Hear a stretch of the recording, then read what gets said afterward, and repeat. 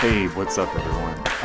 It's Peter Agoston. You're on the house list with me, your host. And I told myself I wasn't going to say what's up, everybody, because that's like the most like rhetorical possible opening for anything when you're doing an intro on a handheld recorder in your bathroom to no one in particular, and you say what's up, everybody. Kind of makes you feel like a sociopath. But on today's show, I'm happy to have sat down with one and only Gary Wilson, who I've known for a while, and I was his agent for years. We've done lots of shows and tours together, and I think he's a genius. Our conversation was super interesting, and we talked about his childhood and meeting John Cage at 14 and all the way up to his new record, which he has out now, called It's Friday Night with Gary Wilson on Cleopatra Records. If you're familiar with him at all, I think you'll really enjoy this. And if you have never heard of Gary Wilson before or heard his music, then I think by the end of this, you'll definitely want to check it out and absorb a lot. And he has a lot of albums, especially in the last 10 years. He's put out maybe 6 or 7. All are great in my opinion. And of course his debut, the 1977 You Think You Really Know Me, is absolutely a classic. So sit back and enjoy my conversation with Gary Wilson on the house list. We got fucking weed flying all over, Peter. It's like being back in Humboldt. You know, you and I kind of met each other from when I was at the Knitting Factory, when I was booking shows at the Knitting Factory. So that was such a great experience that, like, when I moved over from booking the Knitting Factory to Panache, I asked you if you'd be down to do some shows, some touring and stuff. But yeah, anyway. That was one of my very first tours, which was like, I don't know if I would. That was fun, kind of, right? It was Palm fun. Springs. We went. It started in Spokane and went and ended in Palm Springs. So, the Ace Hotel, right? Right. With them backing you. Swingers Hotel, that's the old. Right. They do a lot of things there at that hotel. Matter of fact, I got to play Desert Days. Oh, how was that? Coming up in October. Oh, coming up. Cool. Television. Nice. How's that? I had their record. Who would have ever thought, right? Suicide was supposed to be the thing, but I guess somebody passed away in the band, right? Yes, yeah. Alan Vega did. There's like 30 bands, all these kind of cutting-edge bands in the middle of and Joshua Tree, matter of fact. Right. It's in October, so I'm kind of looking forward to that. That'll be like I said, I like to see television. That would be fun to, I had their album Marquee Moon, right? Sure.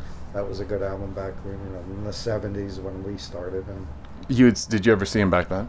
I never did, Like I said, when I started playing CBGBs, it was like 1977. Right, so it would be... and that's when I think their album came out, if I believe, Marquee Moon, right? Yeah, I think so. So it was maybe a little before they were playing. Perform. Right. I enjoyed that album, actually, so it's kind of going to be fun to see them now. And I think it's the original guys or something, but maybe not. I don't know. Tom Veller, the guitar, and so anyway, that's coming out. And then Sunday, I got to play in Hollywood with at the Echo. Cool. So I'm gonna, I gotta invite Peanut Butter Wolf for that one, since he's in the area. And you gotta. I gotta get on that. Actually, it's getting late now. It's this Sunday. Yeah.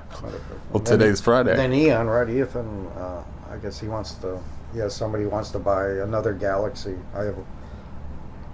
It's probably my last copy. Maybe I got 2 copies left of the original. Right. So he's got some collections, but I kind of feel, in some ways, safe leaving it with Eon or Ethan because he's a record collector, and like I say, I might keel over tonight. I don't know, and he has, he bought my test presses for You Think You Really Know Me, and some of those things. So I kind of feel safe leaving my. Well, he's the consummate protector of stuff like that too. He negotiated, the deal with Earl Sweatshirt, and he got me a good deal, What was that? So I remember you. Well, they sampled you or Earl at the end of his song "Grief." I guess. Right, that's right. Sampled a bit portion of You Think or You Were Too Good to Be True, Right. off of You Think You Really Know Me, and that's all led to that. But that You guys played it together too, right? well, we went on the Jimmy Kimmel show and did it. But we did Grief, and, Right. and I had a great time with that one. That was a good How did it one. go? Did it go over fun, okay? And it was fun because it was like they didn't know what I was going to do anyway. I bet. I said to Earl, Earl, what do you want me to do, man? I said, well, do whatever you want. And I go, okay. And he had that band backing him, Bad Do or Too Bad Do or Bad Good or. Oh yeah. Bad, not good. You got it. I think that's it. And they were great. Right, which is also, I think, from that Stone's Throw lineage, because that's Jamie Strong, who you may remember too from was working there. At Stone's Throw. Oh, yeah, right around the time, a little bit after your record came out there. Okay. Yeah. Okay. Yeah. Yeah, I was impressed with them actually. So I went to their rehearsal before, and then it was fun because I came up from San Diego. I took a train up, and I rushed up because they were actually it was kind of late. Not for the actual filming, but they want to set up the camera angles, and so I just rushed and took a cab right from the train station to right in the heart of Hollywood. They filmed that. I don't know if you. Oh, Jimmy Kimmel? Yeah, I've been there once before. In the parking lot, or was it in the studio? They do. I think the parking lot's the bigger one, right? Where they got the bigger acts, maybe. I don't know, but it was inside, and that was kind of great, and then like I said, they're all Earl Sweatshirt was in his room, the Columbia Rex, right? Or all over him, right? So sure. Kind of the old. So I snuck away and found my own small dressing room in the studio, right? Mm-hmm. And so they still didn't know what I was going to do. Right? We did a test thing where I just walked up there, but then, I snuck away and got into, and then Gary Wilson transformed, and I duct taped myself on the stage or something. And, but yeah, it's a funny thing with that whole thing, the Odd Future kids, they were. Yeah, they embraced Tyler your stuff, right? Yeah, so it's kind of cool, I appreciate all that, so I'm very humbled by it all. There was another song before the Earl Sweatshirt one too, right? Or there was some, like you went up, I remember when we were working together, and this, even when you did this, but I think didn't you go over to their compound or their house and like record some stuff? They have a lot of different divisions. Yeah, a lot of dudes. Guys who, so, a matter of fact, I brought some of the division off of Off Future over to Stone's Throw. Right. Oh, yeah. So new school meets old school. Right. I thought it was a cool one, right? Right. These guys were still probably 19 or I don't know what it was. It was few. Cool. Well, what happened is their manager contacted me a few years back and said, yeah, Tyler and these guys, they're fans of yours. They want to meet you. And, So, it all worked out, and, you listen to the records, everybody's swearing and all this other stuff. And, right. They're really nice kids, I was, sharp kids, they were very respectful, so very nice. Yeah, I think they like fully, connect with this kind of music too. Creative, they're creative, Yeah. They're not your typical, actor, and that's what is good. But yeah, it's strange how that all happens, and I appreciate it, that's great.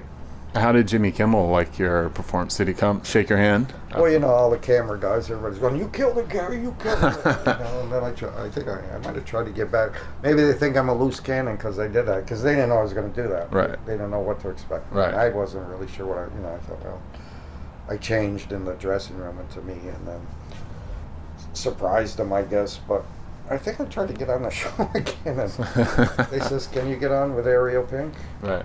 So Ariel Pink said, "Yeah, I'll come on. He's my friend." And then nothing came from it. I don't know whatever happened there because I got Ariel. I think Ariel was on anyway without me. After, right? So, right. But anyway. Yeah, I think that's what they need. There has to be some main. Yeah. I've tried that before too. You? Yeah, you got to try. For guys like us too. I mean, it's we only get so many window cracks every once in a while. So. And one of the guys working there actually, there were a couple guys going, "Yeah, we got your album, Gary," but there were certain guys you got to get through. It's even like the Fallon show and some of those shows. It's still hard to get to. Right, because we did. I forgot to just remember this now too. Is we did Jimmy Fallon with, or we were working together during this time when. Yeah. And I was there. Yeah, when you sat in with the band, it wasn't like a performance of But you sat and sang the with Roots and with the played Roots. in between the cracks, so to speak. But yeah, Right. yeah, that was a memorable point. Yeah, that was a great thing. Yeah. So Yeah. that would be, like I said, I got a couple new albums out right now, so you never know what's down the line, right? Yeah, absolutely. So this one with Cleopatra Records, right? That that one just came out recently. Well, July 15th, Oh, cool. the last one came Nice. out, and then they released Alone with Gary Wilson in 2015, and then this one was the last one. Then the Christmas one comes out October 28th, I guess, is the official release. Oh, sweet. So what? All right, because that was news to me until just moments before we started talking. So what is that? It's Christmas Time with Gary Wilson. Is it standards? Well, before I created the album, Cleopatra commissioned me kind of to do this, and I thought, well, okay, well, I like Christmas, so let's see, should I do half and half? Right. Traditional and then right half, and then what it ended up is I wrote all the songs and decided I'll just do it all, and so it's all like kind of Christmas theme, New Year's, snow, upstate New York. Wow. So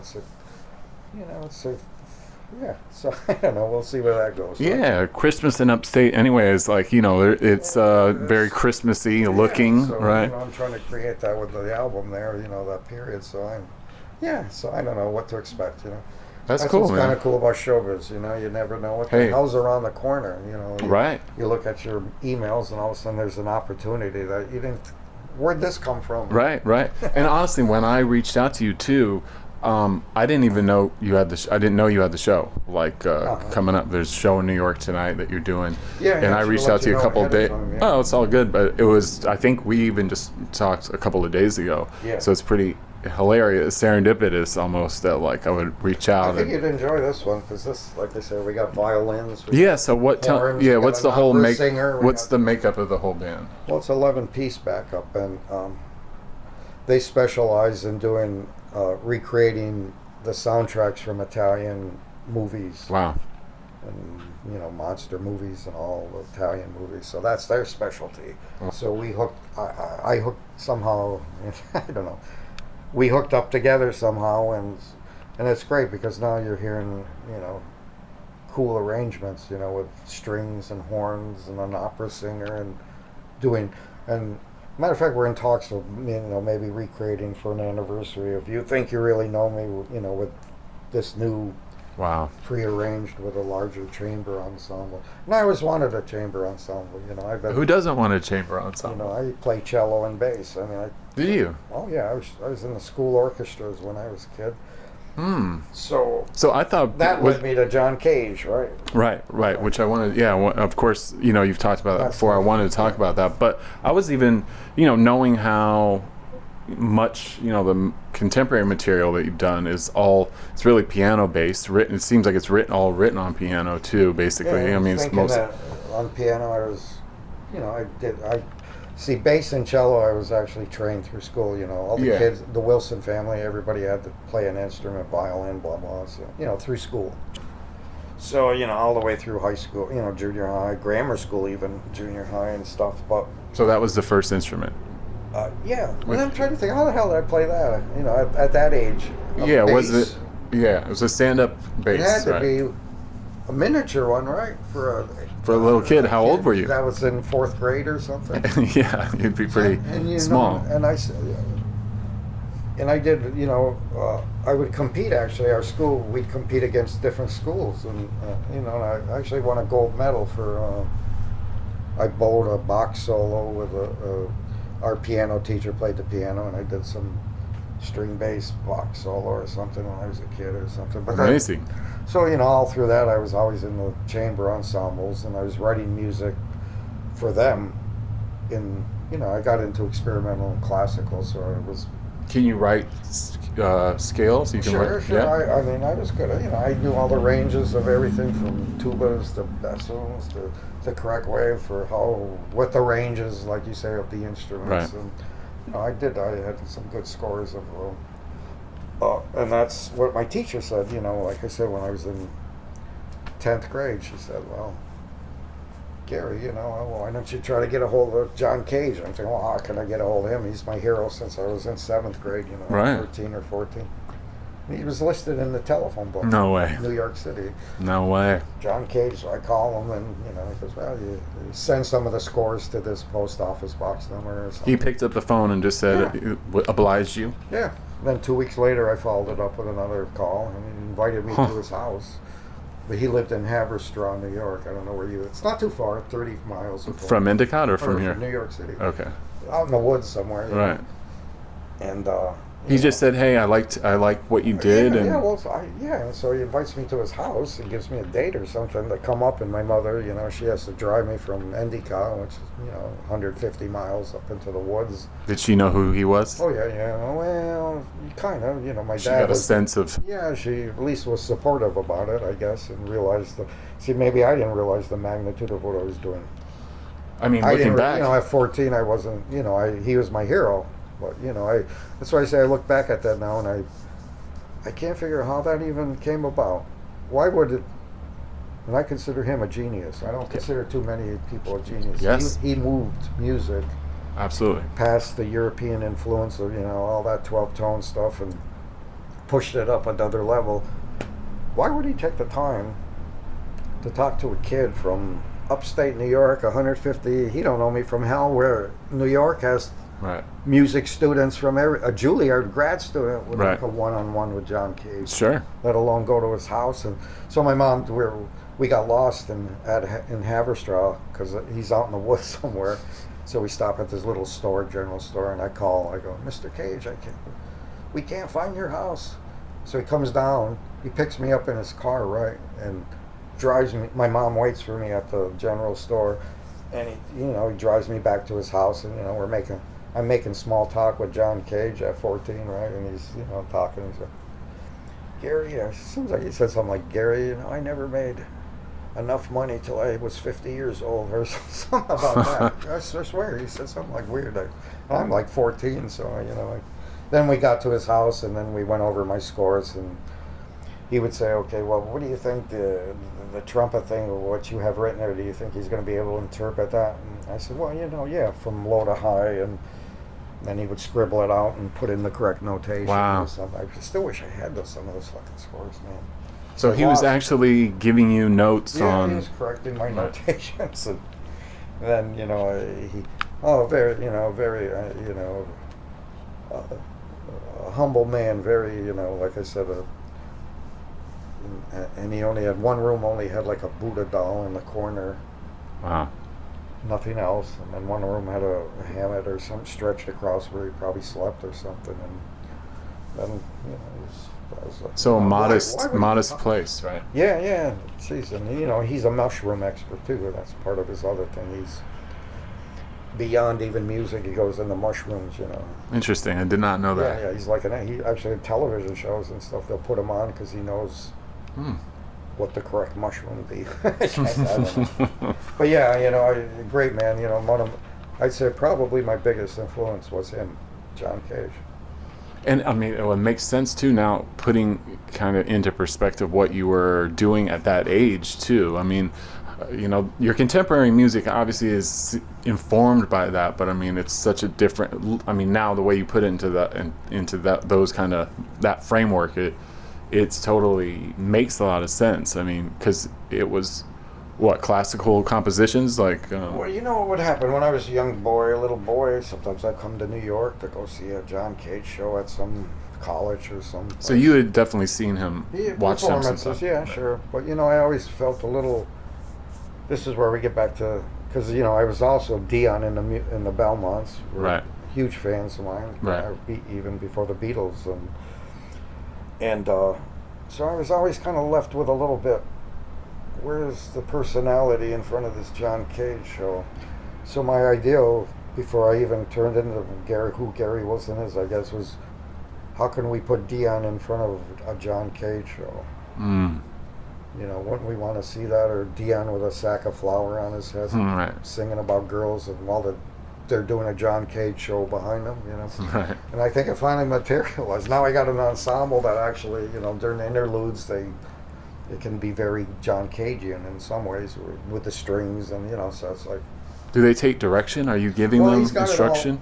Actually, the leader of their thing he's like from the Boston Conservatory or something, and all these are students from there that so he did all the arrangements of all my songs, all the parts for everybody and blah blah. So it's kind of intriguing, really. Are they pulling it from different albums too, or is it? Yeah, we got some from we have the basis is You Think You Really Know Me, and then we incorporate like stuff from Mary Had Brown Hair, and some newer ones maybe here and there. But yeah, it's a lot of fun, really. It's very moving. We did that WFMU one today. And, I can't wait to hear that. Actually found myself almost back when I was young or something, and when music meant a lot to me, where it wasn't just money or anything anymore, but you actually, I grew up with the Beatles and all that stuff, You saw the Beatles? I saw the Beatles in Shea Stadium.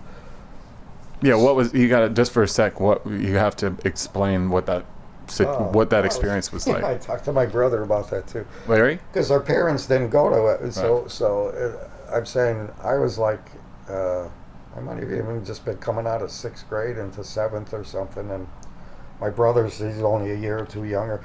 All three of us, my sister, were all these young kids. So we went all to Shea Stadium without our parents on a bus. You took a bus down from upstate? Yeah, well, what it was they would have excursions. Where they would actually advertise in papers. Right. And they would lease out a bus and take people, But this was like you go to the World's Fair. Right. Plus the Beatles. Jeez. So we got for both. And I went to the World's Fair, and then we went to Shea Stadium. And wow. Yeah. I still remember they had a car that drives into the water. They would... At the World's Fair. Right, of course. And they were showing that off or something, that they drove right into the frickin' river or something. But yeah, of course, like I say, when the Beatles came out, I was in 6th grade basically when they went on Ed Sullivan, and I was still a Dion fan. I still didn't go to the Beatles yet, and then then everybody, all the kids went to that direction, all right. Everybody wants to be in a band. We all wanted to be like the Beatles. Sure. Really, in reality at that time. And in a way, it's, really marvelous that, I'm almost, actually recreating the dream that I had when I was a little boy. Right. So many years later, Yeah. I succumbed to the situation up to 2002, and then I got resurrected by Motel. Right, of course. And then everything just turned around, and, thank God, Yeah, and I've seen so many different, us working together, the period of time that we did, there's been, it's awesome to hear about this ensemble that you have now, because I wasn't aware of that, but I've seen you play in a lot of different formations, too. Yeah. I've seen you completely alone on stage, Remember the Knitting Factory? I still have a DVD of that. You do? Yeah. Remember they had the studio guy that I do. Off the cameras? Yeah. I think it was just 2 angles. It was. They pushed that on me to sell that a lot. I still have that, actually. That's like cool. Frank Roma, all the original guys. That was, yeah. Vince Rossi. And Absolutely. Yeah, I remember that fondly too, because I think we did maybe 1 or 2 other shows with that lineup. Because when we did Glasslands, I think the early Glasslands show. Yeah, probably. Yeah, I can't remember. Yeah. Then we do the Mercury Lounge, and I should probably do that more in some ways, because when I remember the Mothers of Invention and some of those bands, I always liked the original band. When they started changing musicians and blah blah, it was no longer like, I don't know. I just. Well, it's like taking a puzzle apart and putting it together a different way, Yes, and even though, sometimes the musicians aren't as good as other musicians, there's a certain personality. Absolutely. I used to go see Frank's. I saw Zappa back in the 60s when he had the 2 drummers. And, hell yeah. The real guys back in where they were doing Absolutely Free and some of those albums. Did you ever go to the Fillmore East? Yes. You did? Oh, I saw him there. Amazing. And he was with Flo and Eddie from the Turtles. Wow. Doing the singing, and that was, I think, one of the albums. I think it was a double, the 2 nights they played there, and I think John Lennon came in the next night or something. Amazing. That's on album, but yeah, geez, that Flo and Eddie, which are the guys from the Turtles, still. Imagine me and you. Da-da. Right. We used to play that when we were 12. We were with rock bands. That was part of the. What was Lord Fuzz? Was that? How about that one? Yeah. Now that got re-released. Did it? I didn't you know know that. I did not know That's that. a whole nother story, man. Yeah, I didn't see. I don't know much about that side of your musical history, though. What was that? Well, my first rock band I got in was Lord Fuzz. I was, I think, it's probably the summer of 7th grade into 8th grade. So this must have been like during that time that you went to Shea Stadium, right? It was like around that. Yeah. Afterwards, That's when that music. Yeah, maybe a year later or something. Cool. But, at the time, that was the cool music, 67, 66, 67, 68. There was a lot of good music at that time. Right? Oh, yeah, I'd say. So we were like as good as, we were like, young boys, 13 and 14, and we would compete against bigger bands older than us and hold up against them because we had the chemistry. We were a good band. It was like all these Italian kids who lived in this 3-block radius or something. And I was doing a show with Ariel Pink a little while ago, and must have been 7 or 8 months ago, or maybe even a year. And the Cleopatra, I didn't even know he was coming. All of a sudden, the president of Cleopatra, Brian, came in and and he started talking about my Lord Fuzz single. He wants to release this single, and I kept going, no big deal, no big deal. It's something I did back in '67. There's only 2 copies left in the world. I said, let me track it down for you if I can. You had them? And then I found a copy with the guitar player. Carmen Petrino had a copy. Wow. Who's been my friend even. Carmen and I go back to 5th grade, actually. And we've been, he's played with me in bands and stuff. But, he's, Carmen Petrino used to talk about digital. He went to Cornell University after high school, but at that time, we're talking 71 or something, but he used to talk about digital stuff to me. That one day there'll be TV sets that you can hang on your wall, and and it's come on. And I bring it up to him, but he doesn't seem to remember us talking. But he was one of the first guys that in the college. One of his projects was to sample a grand piano, and the technology was real difficult during 71, 72. I think so. Yeah, but he was a real. But anyway, he had a copy of the Lord Fuzz single that I finally got from him, and he was living in the LA area, kind of. Anyway, so I gave it to Cleopatra, and it's out right now. Amazing. I gotta track that down. You gotta track it down. So that actually, I wanted to ask you about this too, because there was like some of those early records, and I would assume Lord Fuzz is kind of in that family, but there's like 3 different labels that I found that must have been basically your own labels. MCM, MCP. Yeah, MCM was myself. MCP was Michael Coyne Productions. And GWP? Michael Coyne. That's a whole story now. There. I don't know. Where is he from? Was he from New York? Or? Well, he used to work for Avalon Productions back on the West Coast. Right. He used to put on the big concerts. Yeah, Santana, all those guys, and he worked in. I could tell you tales, but I don't dare tell you about him on some things. But anyway, so he thought he. At that point, I was in a blues band. Because when I got to San Diego, they had all these gigs, and these guys came up to me and said, "Hey, we need a bass player." Right. And I thought, well, okay, I could do that. I guess earn some extra money. And like blues covers. Basically. Yeah. And then that blossomed into insanity after a while. I mean, we were a good blues band at that time. So what was that called? Big City Blues Band. Okay. And we're talking 78, 79, 80, 81, 82. And that led me to playing bass with the Coasters. Right.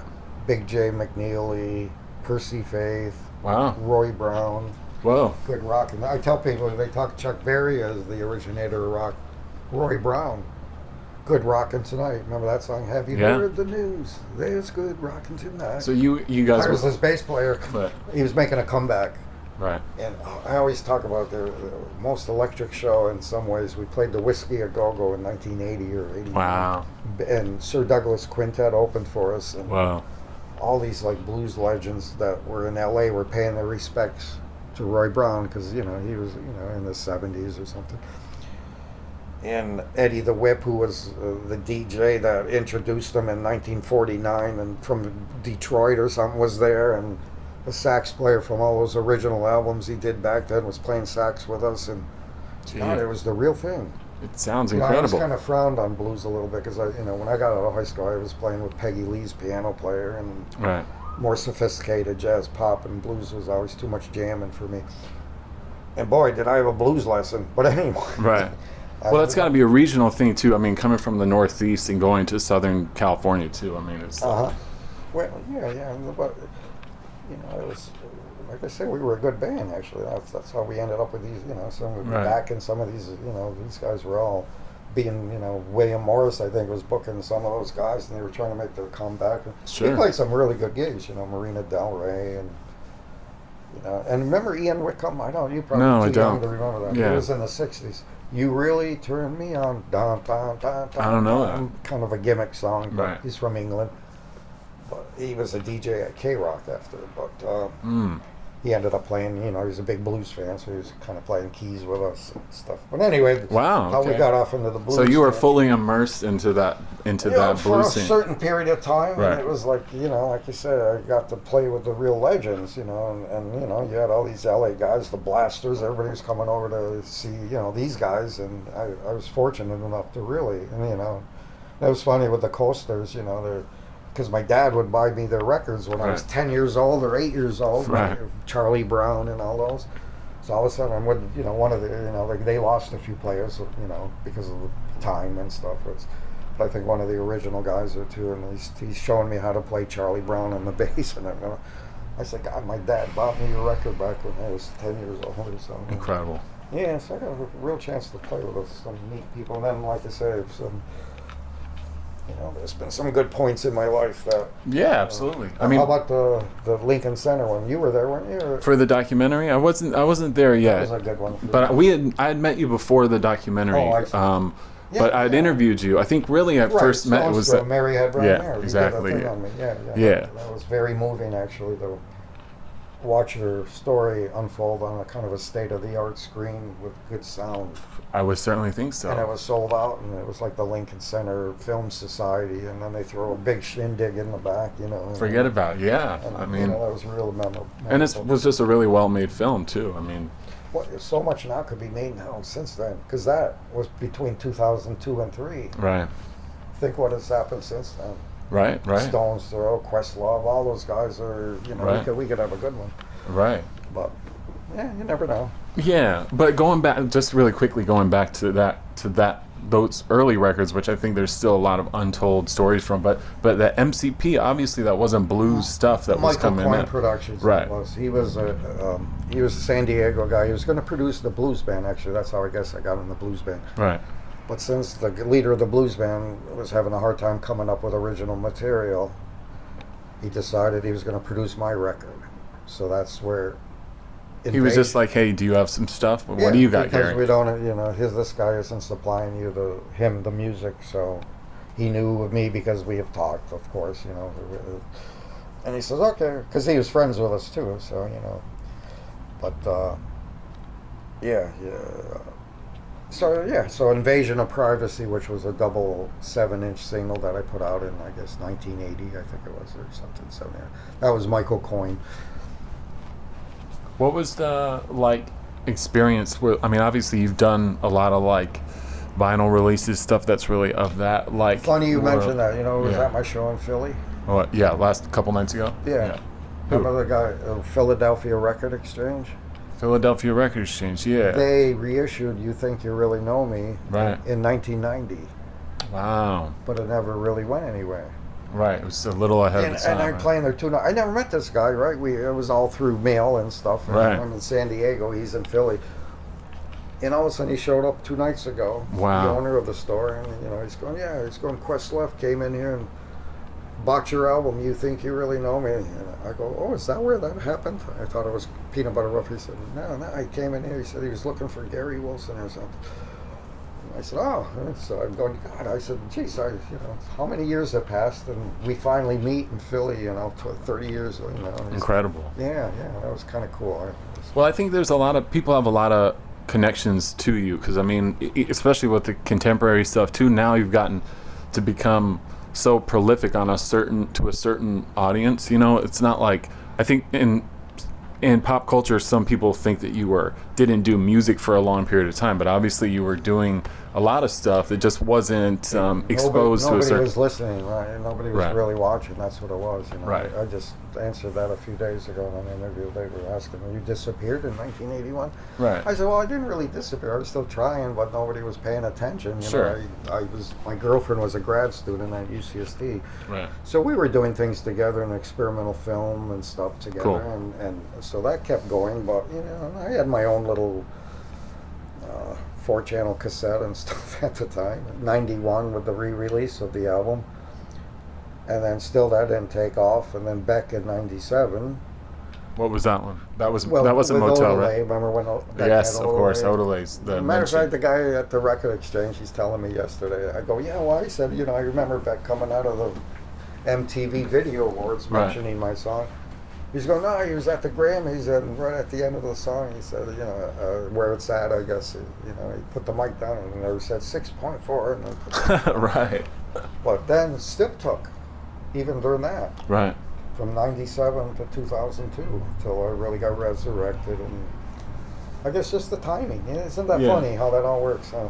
It seems that people tend to just like come to you, that they find you is over, it's not necessarily like a generational thing, but like, because there's been so many labels that have been kind of affiliated with different projects. I mean, and obviously I came to know about you through the Stones Throw release initially, and then was able to, thankfully there was only a couple things to go back and discover it, but I mean, kids that are just getting, what's the latest album called again?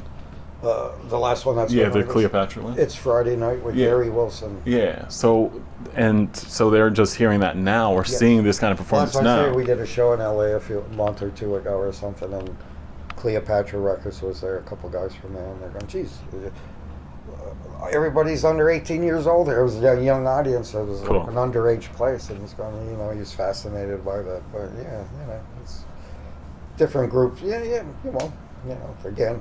Thanks that everybody likes it now. You know, it's a change. Though, you know, a few years back, I think it was the Echo, maybe with the Echoplex, they pulled the plug on me again. You know, like What happened? like in the old days when I was back in Endicott, New York, where you couldn't play for, you know, they didn't like me too much back then. Well, it was a funny one. I don't know, it was like with Tame Impala and Ariel Pink and some other people or something. And these were the blind dates, like not Frank Roma and Vince Rossi, but same guys I grew up with back in Endicott. You know, original guys I call them, the original dates. And They were out in L.A. yeah, we did cool. this gig, and you know, and like, well, there's some of them were in San Diego, live in San Diego. Right. Actually. So we're doing the song and the thing, you know, and you know us. So I'm on the ground. I can't see anything. My face is covered in flour or something, and the bass player, he's pouring paint on me. It must have been washable paint, and I'm all covered. And all I could hear in my ears is either the sound guy or somebody yelling, "Turn it off! Cut it!" And that makes us even more. Of course. With the original guys, we like that. So all of a sudden they're feeding on that. Right. And so we're making it even wilder, you know, everything's chaotic, a big fucking mess on the stage. And finally they pull the plug on us, boom. And I go, that hasn't happened to me in 30 years. How did that? Now I'm going to be there Sunday, right? Nice. Well, you got to try to one up yourself on that one. Do you remember, like, did you just fall into that style of performance, or was it more like a rebellious thing? You know, like I said, when I was 12 and all that, I started getting into, you know, again, experimental music. So, plus I was in a rock band. Right. So now everything's beginning to form. I was into experimental theater. I was a painter for a while. I was doing a painting. You know, I would take like 6 foot by 6 foot pieces of wood, plywood, and nail chairs and tires and throw hay on it, red paint, and it'd be these massive things, and I would charge like $100,000 or something. Nobody ever bought them. And I'd get into these art shows. So what I'm trying to say is I was trying to find how everything merges. Right. I was into avant-garde theater, music, art, jazz, everything in a very experimental way. But I also like Debussy, and I like I'm like musicalities. So Debussy. How does it all mix? Plus Right. I like teen idol type stuff, the ideal of it anyway. Right. Bobby Rydell, Dion, Fabian, Right. all those guys. There's something about it, that style that got to me. Of course, it was probably because I was a kid or something. But so how is this all going to come together? And then it didn't happen till you think you really know me, I guess. Is when Right. it finally, even the previous album, like Another Galaxy. Right. And there, Adult Swim is using a single I made, I think, when I was 18. Wow. Remember Dreams and Soul Travel? Yeah. Didn't Stone Throw, did I put it on that label? I'm not sure. It was re-released though, right? Yeah. So they were licensing that? Motel did it, I remember. Right. That's what it was. Yeah. Forgotten Lovers, the album. Right. But yeah, Adult Swim uses that periodically. I hear the old song come on and go, oh, yeah, it's a song I did when I was, 17 or something. Right. But but still, I didn't feel totally satisfied. Right. I'm thinking, okay, yeah, you got, but every college has real good players that can play fusion, that can do this, where's the personality coming in? Right. And I know there's great players out there. So then it just hit, and then it finally got onto a point where I could put my name on it and say, this is Gary Wilson. In a lot of stuff, Dr. Zork and stuff. Yeah, but why am I using Dr. Zork? I said, okay, why am I not saying Gary Wilson? I'm Gary Wilson, not Dr. Zork, And then so I stay on track with that in the sense, what would I want to go see Gary Wilson do? And then I react when I'm on stage, or what would I want to hear him play? And somehow that all fits in. Right. Theater, blah, blah, avant-garde theater. I was into all that stuff and as a youth. So like I say, it didn't all come together till I was like 23, maybe. 22. Yeah.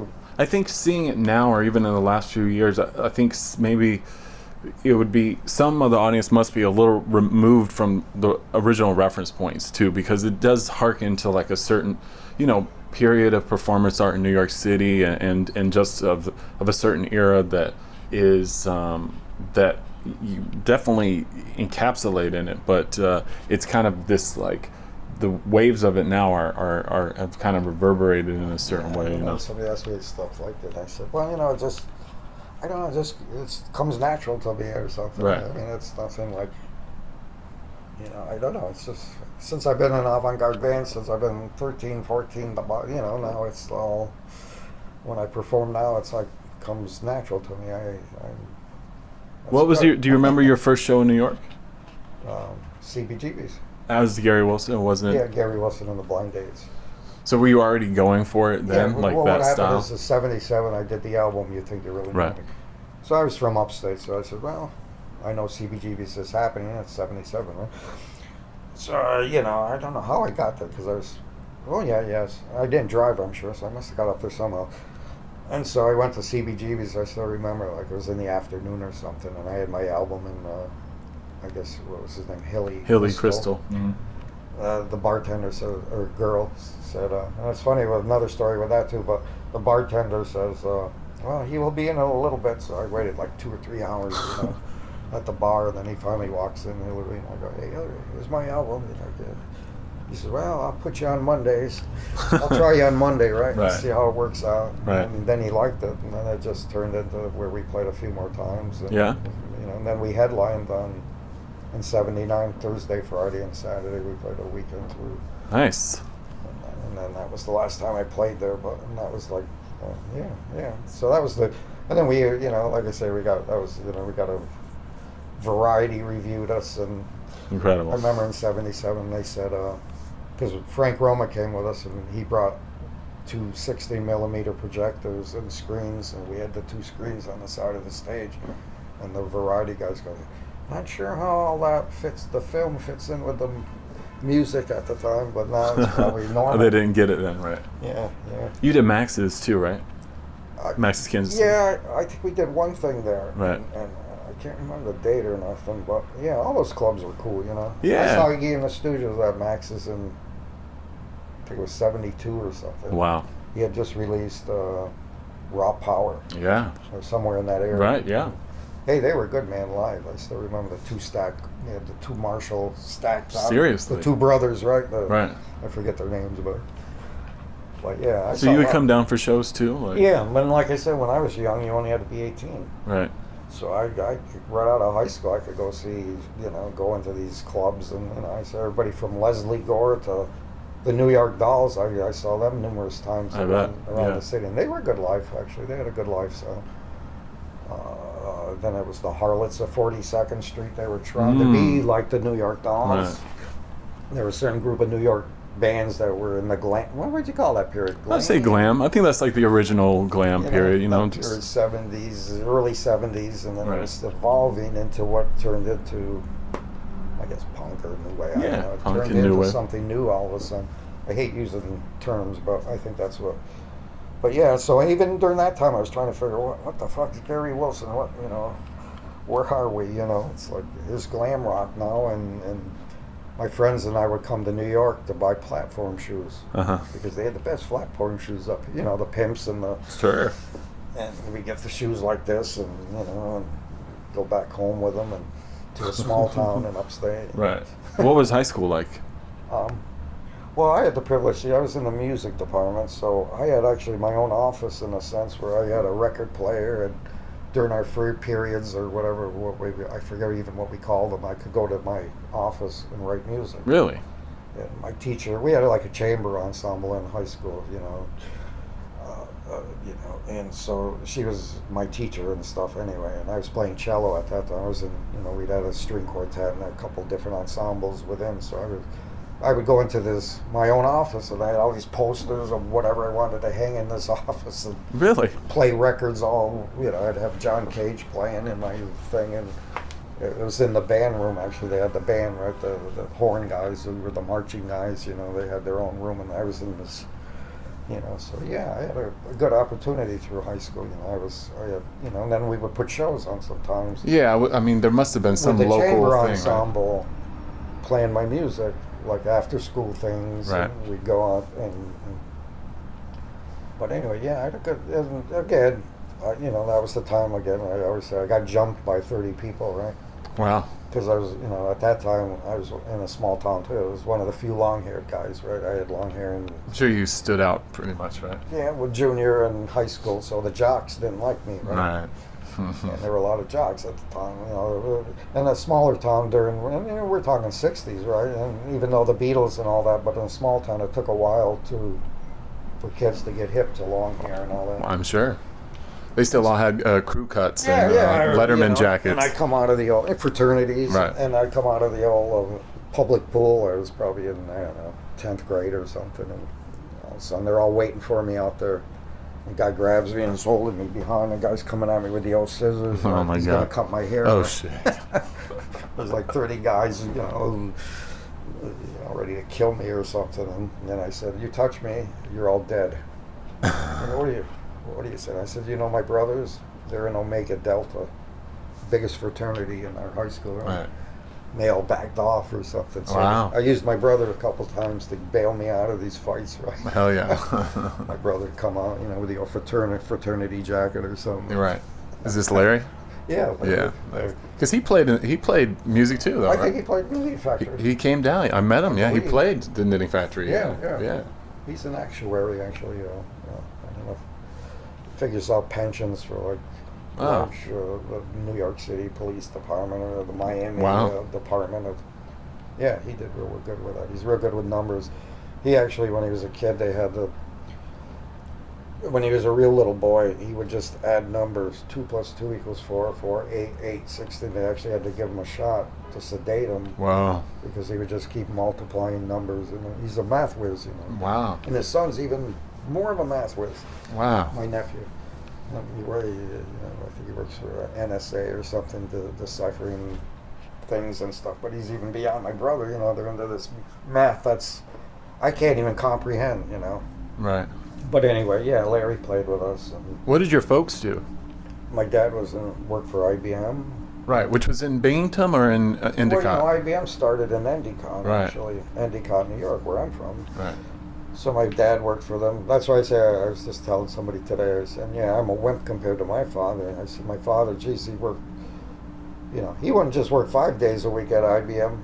He'd go in on Saturday, work 6 days. Right. And then he was playing like 4 nights a week, hotel stand-up bass with a quartet. Really? Okay. Never complained. Right. I'm tired. I can't keep doing this. I had to be to work. You wake up at 6 in the morning, come home at 2 or something, or 1, and never complained. So. Yeah. It's a But different that generation. They if somebody was paying you, get it while you can, right? Right. You know, Absolutely. The Depression era people that were, Yeah, my dad was like that too. He ran a garage for 35 years and like worked hell, probably. every day of the week. I mean, Sundays too sometimes. So, and it Gotta give him was credit, yeah. yeah, absolutely, yeah. That's cool. I did, and he was musically inclined as well, though. Yeah, actually, Jazz? he played some gigs with Nat King Cole and stuff. Wow. He was the best string bass player in the era. He was in New York for a while and stuff. He was up here for a while, and then Cool. But then he got into family life and had 4 children, and Sure. it's even said in the documentary he couldn't do the road anymore. He had to Right. take care of the family. Right. And he worked for IBM in 40 years or something. And Wow. I worked for IBM. Did you? In 1978 and 9, about a year or 2 years maybe. All the Wilsons probably worked for IBM at some point. Was that your first job? Yeah. Well, no, I was a dishwasher when I was a younger boy. Right. Didn't like that. I delivered papers for a while and did that even when I was younger, even younger. But yeah, IBM, that was a good job, but it just wasn't for me, I guess. I don't know. Factory life was a little Yeah, tough I for Gary. couldn't picture you in that scenario. But, they were good to you. Yeah. They raised a family there. Somebody was bitching to me about something, and I said, corporations, right? Right. I said, hey, they put food on our table for 40 years, what are you yelling about them for, But Right. anyway, I don't want to get political. Right. Do you still have much of a connection going back there? Do you ever go back there at all I anymore? bought my house. Did you? Actually, The family yeah, house? But then I sold it about 4 years ago to my brother, Yeah, okay.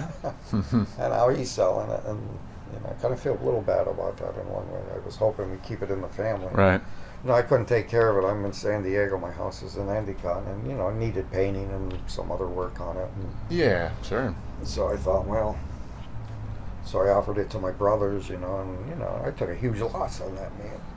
Well, Huge yeah. loss. No, they weren't going to buy it. I lost like 70,000, 50,000 on that, man. But How long ago did you buy it? about 2010, 11. Oh, okay. Yeah. So. And then I sold it in 13, and I had some money then from something, and then I had so I bought a house and a car with cash basically. Right. I had 100 some thousand, and then I sold everything. So now I'm back to ground one, right? All right. That's life for My you. worry at the time back then too was that how was I if I should fall or I should have some health issue because I haven't seen a doctor in 40 years. What if something happens to me and they attach my house or something goes wrong? I don't have the money to repair plumbing right now and all this stuff. Cost me enough to live in San Diego, But anyway, yeah. So now I see he's selling it, and I'm going, you should have kept it. He made a hefty profit on me, really, in some ways. Yeah. And then he moved now I got like 3 string basses at Frank Roma's house. Right. So he's storing my basses. He's still up there. Yeah, so he's got my basses over in his basement, I guess, because he cleared the house, I had some good stereo stuff there. I would think so. Yeah. I mean. that I left there, some real nice audio equipment that I don't know. I have no idea what he did. Money gave it away, Right. Cleared the house, and it's up for sale now. Remodeled it a little bit. It's still up on the market. Yeah, Right. for $100,000 or something. But it's it's a 3-bedroom right on the park. Right. Wow. It was a nice place, right on the park with all that space. What's I the should have park? moved back is what I should have did, and I didn't. Is what happened. But Right. it was at a time where actually I had to stay. My girlfriend was in health issues. Yeah, I remember. Yeah. So I had to stay, and but I probably should have, because I could have.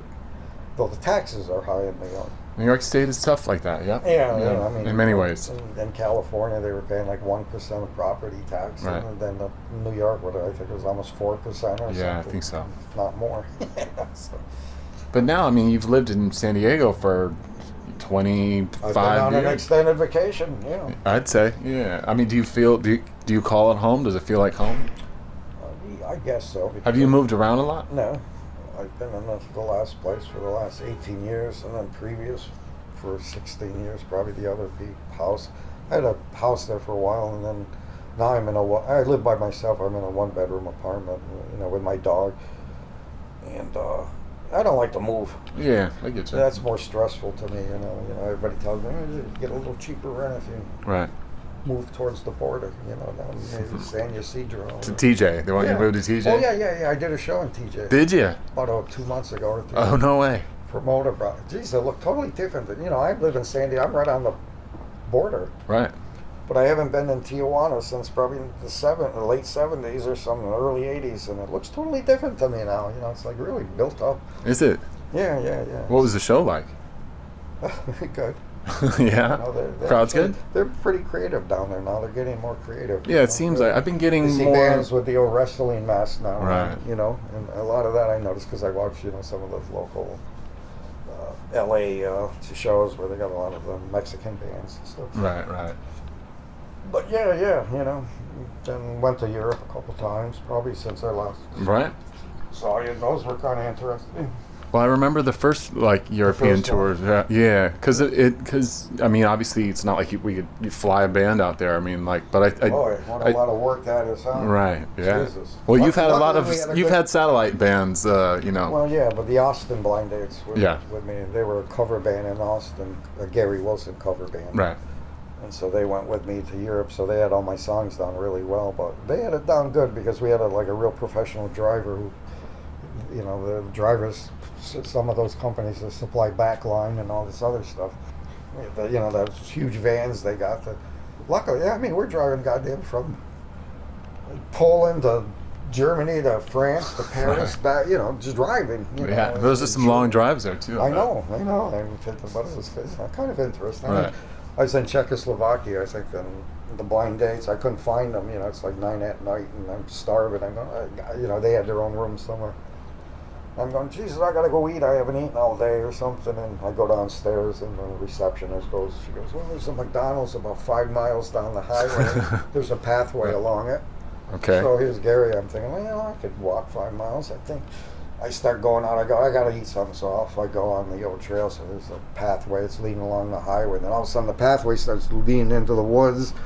Next thing I'm going by these looks like ex-Soviet abandoned buildings in the middle of the woods. I'm walking by these things. I'm going, whoa, Jesus, I could get killed there. It starts raining on top of it at 10. I don't have an umbrella, and I'm going, oh man.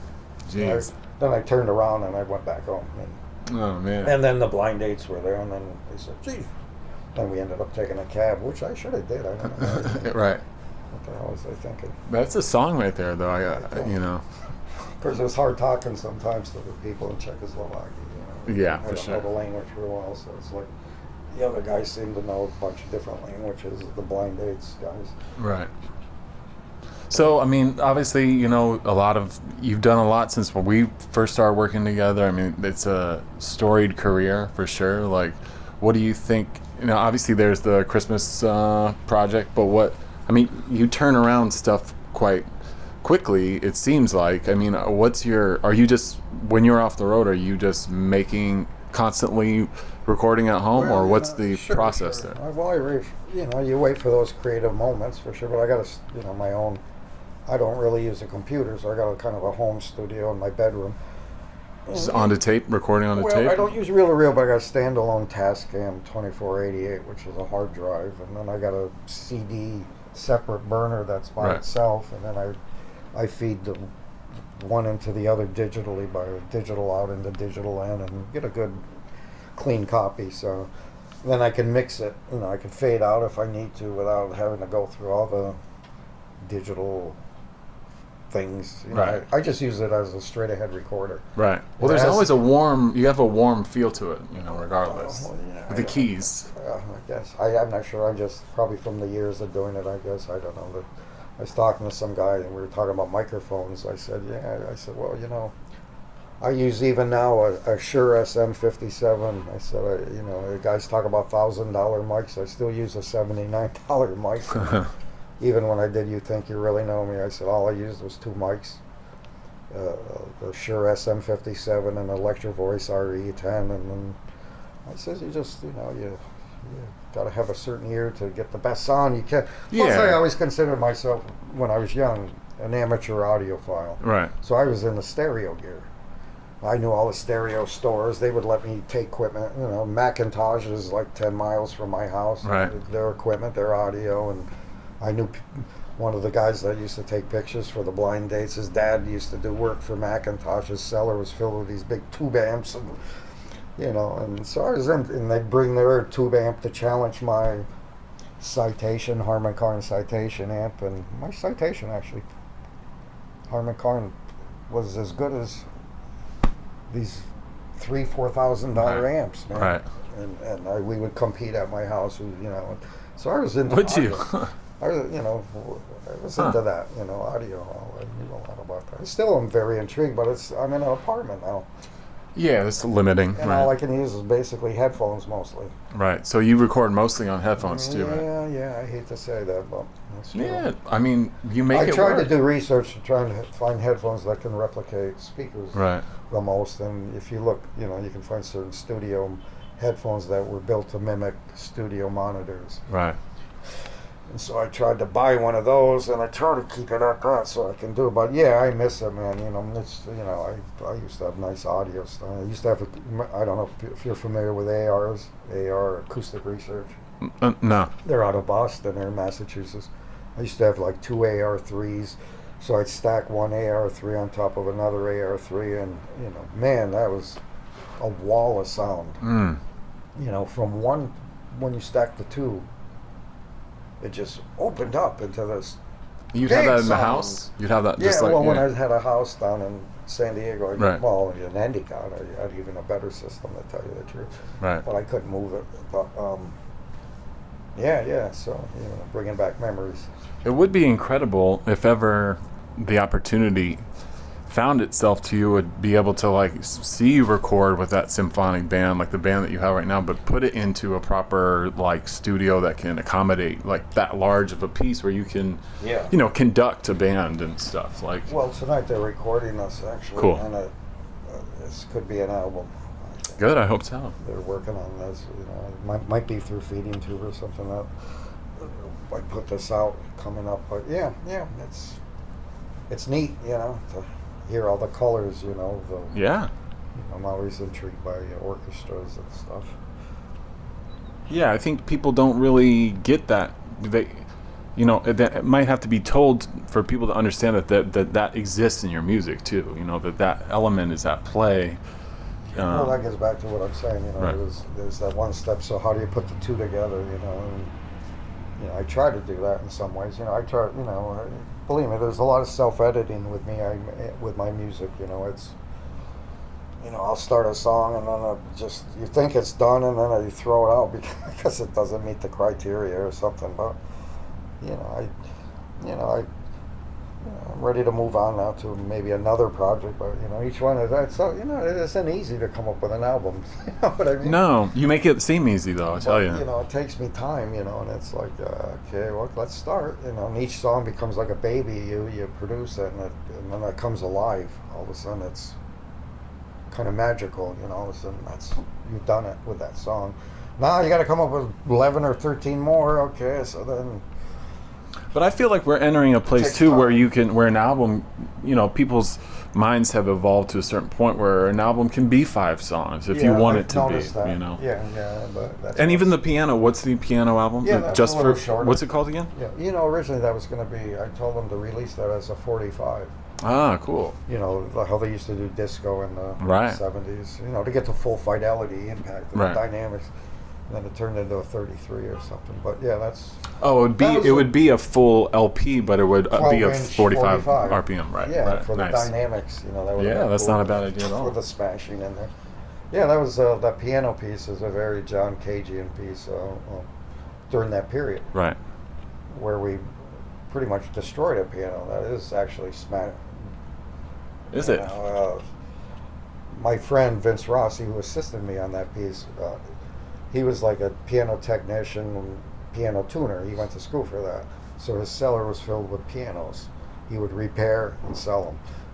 Get a piano, update it, make it nice, and then sell it. So he had these pianos. Yeah. His dad looked like Dean Martin, right? I still remember Vince Rossi's father.